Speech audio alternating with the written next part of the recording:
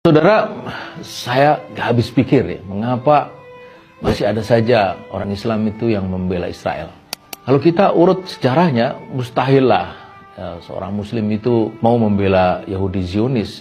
Begini ya, sejak awal tahun 1900-an, ya, utamanya setelah deklarasi Balfour di tahun 1917, orang-orang Yahudi dari berbagai negara, utamanya dari wilayah Eropa, itu berbondong-bondong bermigrasi ke wilayah Palestina.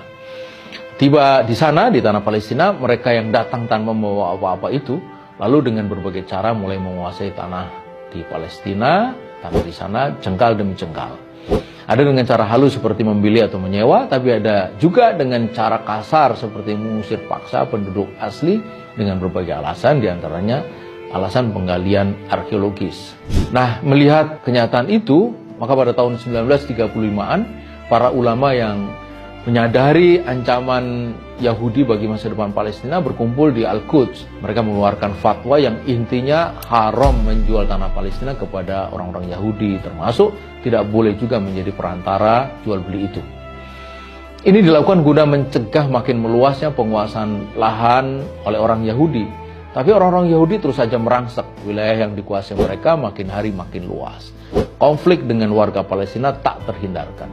Tapi mereka tak peduli. Puncaknya, dengan dukungan Inggris, akhirnya pada tahun 1948, Israel berdiri. Inilah mimpi panjang orang-orang Yahudi tentang tanah yang dijanjikan oleh Tuhan. Menurut keyakinan mereka, ya, the promised land, yang membentang dari sungai Eufrat hingga sungai Nil di Mesir. Sebuah mitos yang terlanjur dipercaya begitu saja oleh mereka, seolah Tuhan sudah mencoret-coret batas wilayah itu dalam peta dunia untuk mereka.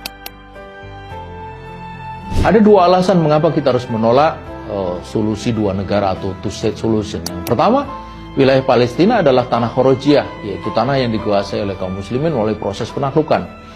Anwar Sadat, Yasser Arafat, atau siapapun tidak bisa dikatakan mewakili umat Islam menyerahkan tanah yang hakikatnya milik umat itu kepada siapapun.